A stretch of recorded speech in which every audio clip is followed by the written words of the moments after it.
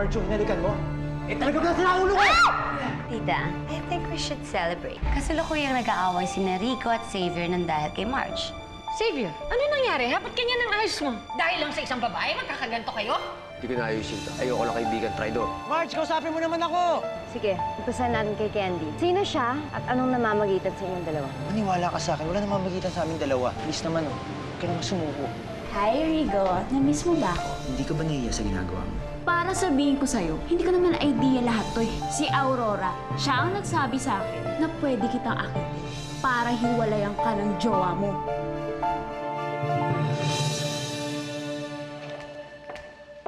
Okay. Very good. Alam mo, maaasahan talaga kita. Di ba sinabi ko naman sa'yo? O paano yan? Dapat may bonus ako ah. Hindi naman kasi yung anak ko lang yung sinusustentuhan ko eh. Pati nanay at mga kapatid ko. Nakaabang sila sa sweldo ko eh. Huwag ka mag-alala. Pati sila may bonus. Promise yan, Aurora ah. Diyos ko, aabangan ko yung bonus mo sa akin. Huwag ka mag-alala. Sisiguraduhin ko. Makakachika ako sa'yo. Marami akong pasabog. Sige.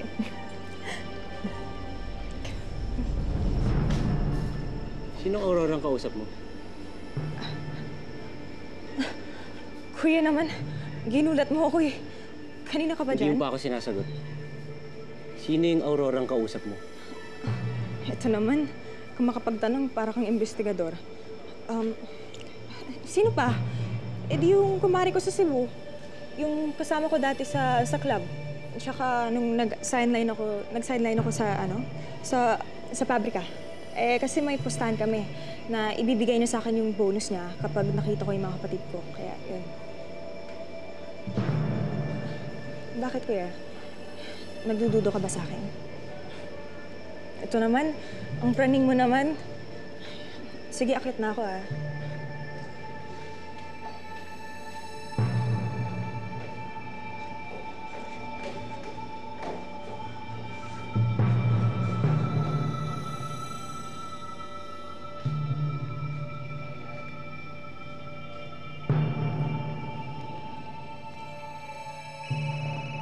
Hello, Felix. May problema ba? May itatanong lang ako. Dun sa pag-iimbestiga mo kay Joy, may nakapagsabi ba na minsan nagtrabaho siya sa pabrika? Wala naman. Bakit? Hello?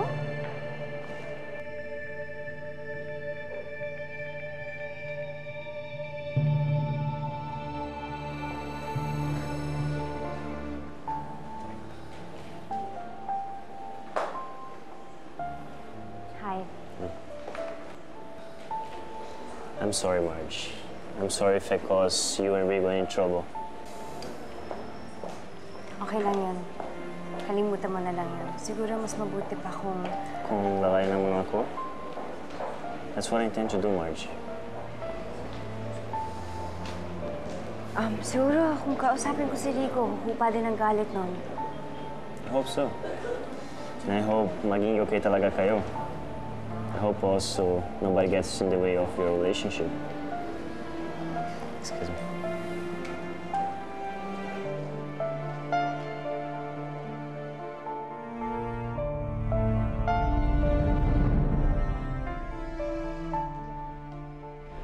Oh, hi, Rigo. What a pleasant surprise. Don't tell me break na kayong dalawa ni Marge. Kaya nandito ka ngayon para makipagbalikan sa akin. Ayoko kaya maging panakip-butas. Ang dami mo pang satsat. Umamin na sa akin si Candy. Pakanama ang lahat ng ito para sirain kami ni Marge. Naniniwala ka sa siraulong yun? At bakit? Kanino mo ako gustong maniwala? Sa'yo? Eh, mas malala pa ang tama mo kaysa kay Candy na yun. How dare you? Aurora, tigilan na natin to. Ayaw kong saktan ka. Alam mo yan. Pero pinipilit mo ko. Kaya for the last time, lubayan mo na kami. At huwag ka nang umasa na babalikan pa kita. Dahil si Marge ang papakasalan ko.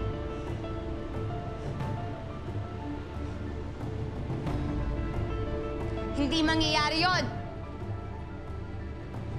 Pagkatapos ng ginawa niyo sa akin, you'll never get happy with that woman. Never!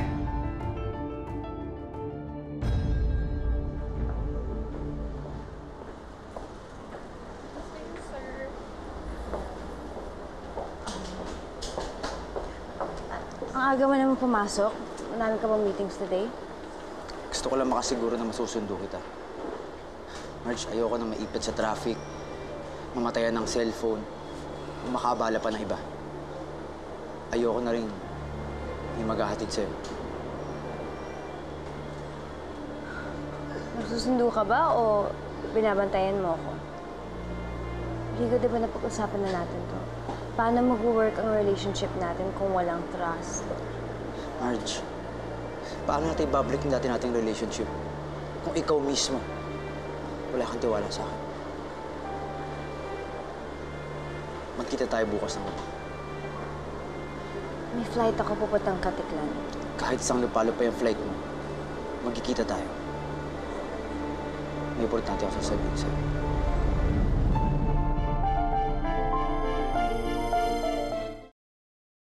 Nako, at tingin ko, mag-propose na yun. Sa tono pa lang ng boses niya, alam ko na. Oh, bakit parang hindi ka excited? Akala ko ba mahal mo siya? Naku ate, kung ako sa'yo, hindi ako oo. Nakita mo naman yung ugali ng nanay niya, di ba? Yun na nga eh. Kung ganun sila kagalit sa akin, ano pa kaya kapag nalaman na nila? Ano? Kapag nalaman nilang ano? Bata ka pa kasi nun eh, kaya hindi mo maalala. Tungkol ba kay tatay? Ate, ano ba kasing nangyari? Pamilya ni Rico ang tinatakbuhan natin nung gabing yun. Nung gabing din yun, doon namatay yung daddy ni Rico. At walang ibang pinagbibintangan kundi si Itay.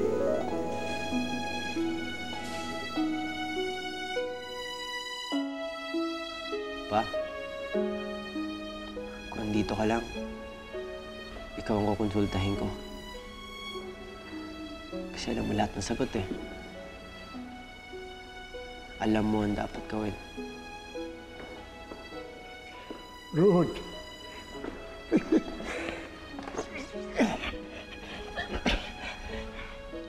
Alam mo na kung anong gagawin. Lo, ngayon ako sigurado na ako. This time, sigurado na akong papakasal ako. At alam ko na kung sino yung babae gusto ko.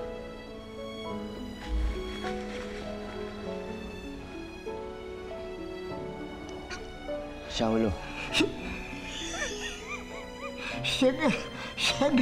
Sana, babae niya, si Marieta. Yung sinabi ko sa iyo, pakakasalan mo noon si Manny.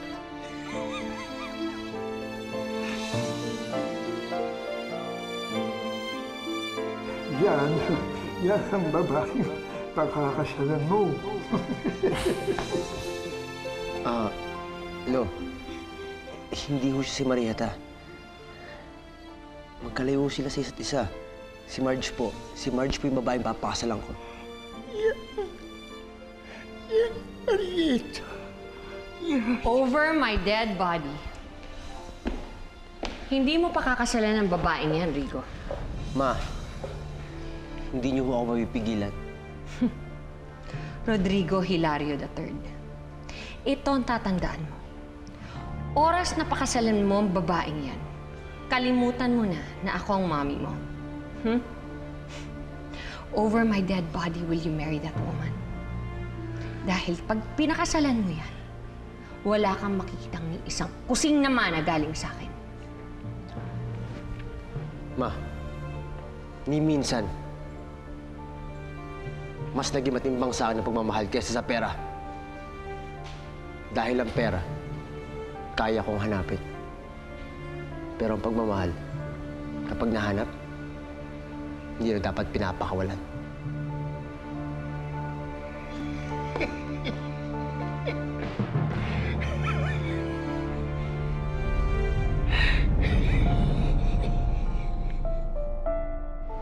kapal talaga ng mukha ng lalaki niya. Nakakahanap din ako ng putik na isasampal sa babae niya. Kung ganon, tama pala yung pagkikita natin. Bakit? May maganda ka bang balita? Ito na yung pasabog na sinasabi ko. Alam mo ba kung sino ang ama ni Marge? Sino? Walang iba, kundi ang pumatay sa ama ni Rigo. What? Si Marsh ang anak ni Juanito Flores? Ampun lang siya ni Nanay Meli. Binigyan siya ng pangalan na Margarita Rosales. Pero ang totoo niyang pangalan, walang iba, kundi Marieta Flores.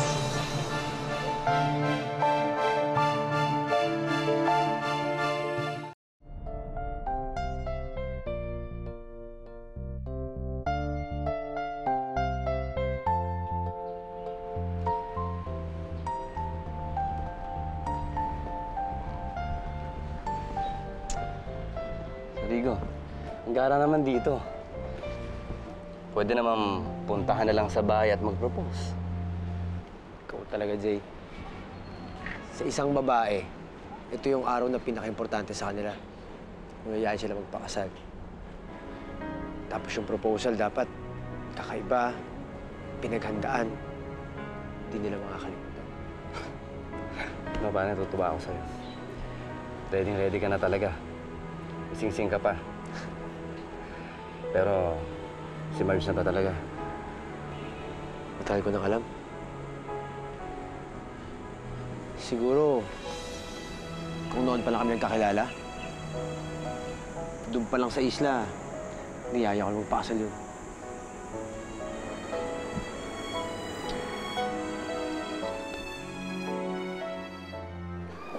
Marge, sigurado ka ba? Uuwi ka na? Eh, wala ba kayong usapan ni Sir Rigo? Siguro tatawagan ko na lang siya. Hindi pa ako handang makipag-usap eh. Eh, bakit naman? Akala ko ba okay na kayo? Sabihin na lang natin, natatakot ako dahil baka may itanong siya sa akin na hindi pa ako handang sagutin. Ganon? Sige, tara. Tara na. Marge! Naku, tamang-tama. May booking ako ng chartered flight. Wala na akong tao. Si Bianca. Ikaw ang request eh. Ako? Oo. Nino? I don't know.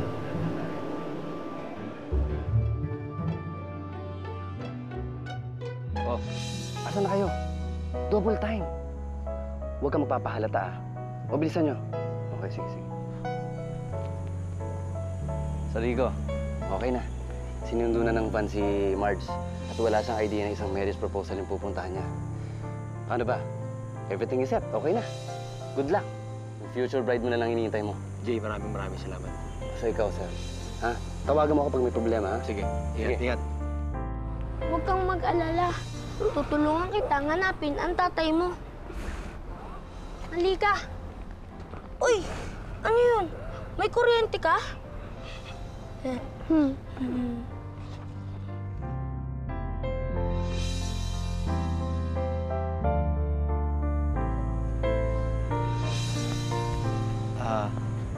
Excuse me.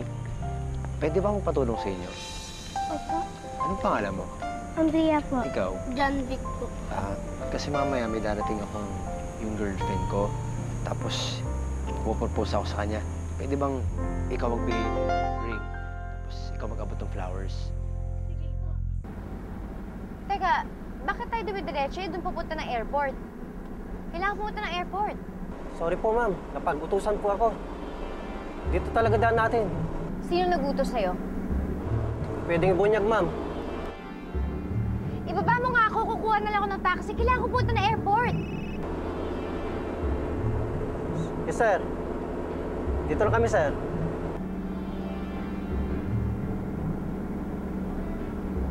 Intramuros? Anong ginagawa natin sa Intramuros? Ba't mo ko dinala sa Intramuros? Sorry po, ma'am. Napag-utusan lang po. Dito talaga daan natin.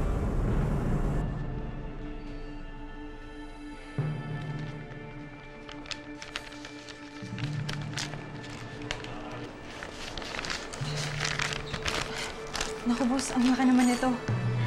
I'm a generous boss, Jenny. Bonus mo lang yan sa akin dahil sa galing mo mag-imbestiga at magdrama.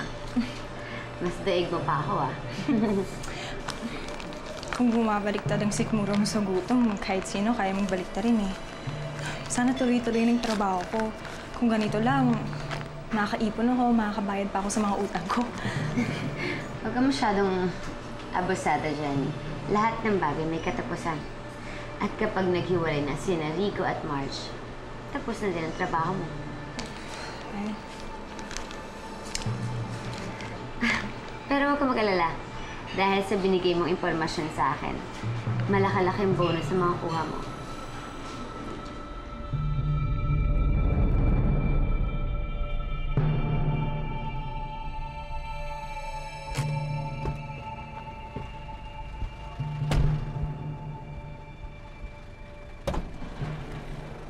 Bakit mo ko dinala dito? Na-miss ko yung flight ng dahil sa'yo. Sorry po, ma'am. Wala akong choice kundi i-report ka. Hello, crew scheduling. Yes, this is cabin crew Margarita Rosales, employee number 5878. Yes, I'd like to report an incident.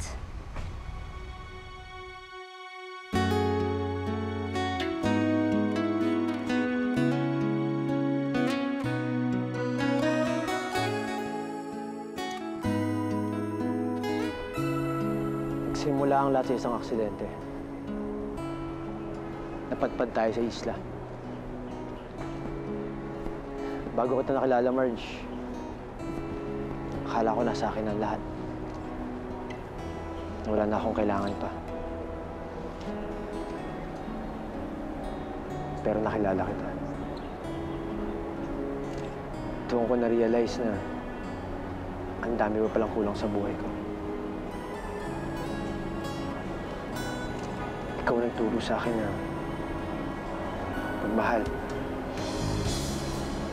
Ikaw nagbukas ng mga mata ko, ng puso ko. Ikaw nagbigay sa akin ng dahilan para gumiti at maging masaya ulit. Tigit sa lahat, magtiwala ulit.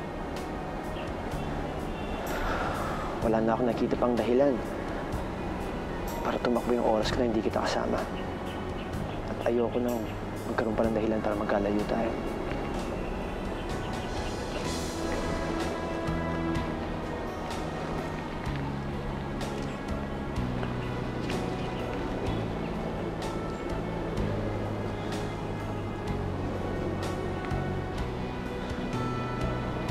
Marge, I love you. More than anything or anyone in this world. Will you marry me?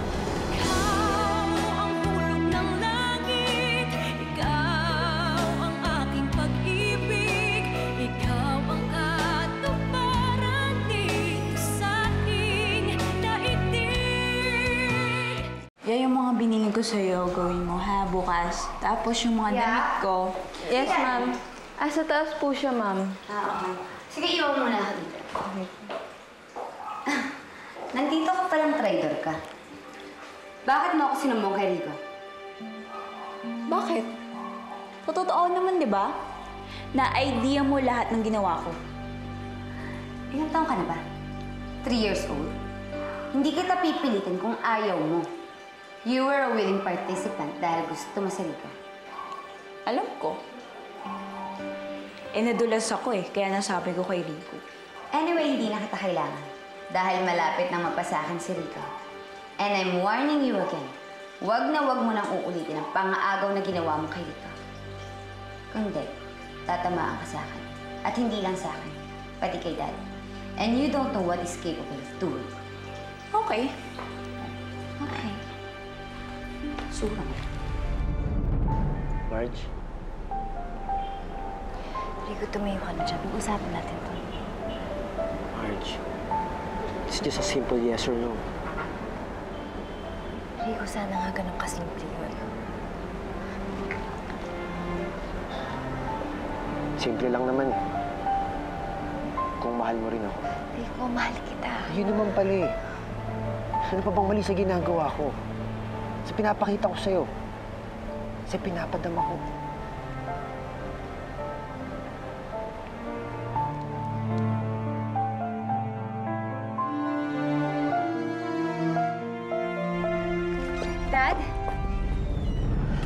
Pwede ba, Aurora? Don't barge in like that. Gusto mo ba akong atakihin sa puso? Dad, you wouldn't believe what I... Pwede ba, Aurora? Bukas na. Sakit na ang ulo ko sa dami ng kontratang kailangan kong reviewin. Dad, nag-away na naman ba kayo ni Candy? Inaantay ko siya mag-sorry, pero wala pa rin. Dad, pwede ba kalimutan mo muna siya? Mas importante itong sasabihin ko. Tungkol to sa pagkatao ni Margarita Rosales. Okay. What's this about? Anak po siya ni Juanito Flores.